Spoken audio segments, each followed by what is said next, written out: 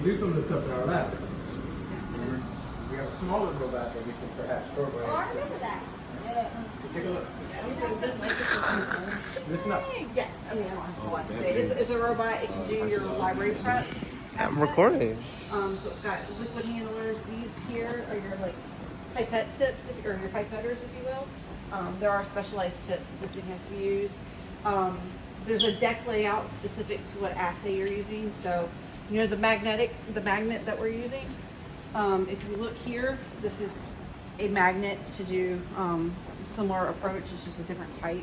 It has a little bit of give to it in case the pipette tips kind of come down a little hard.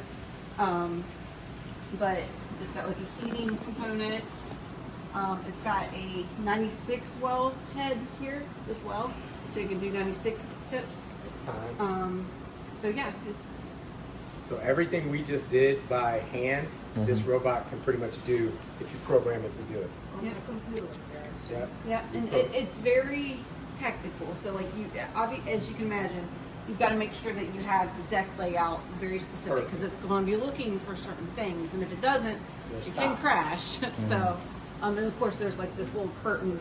They call it like a curtain. It comes down to keep you safe.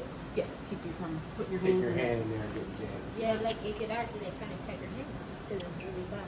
I'm not sure if it's going to cut your hand off, but it could hurt. I think It it'll could, stop. like, pierce it. Yeah, it would hurt. It was like go down like right Why here. is it called a hammer? Probably the guy who made it. So that's not probably Hamilton. Yeah, I don't know. It's been a while since I've used the Hamilton. They can get down to 5.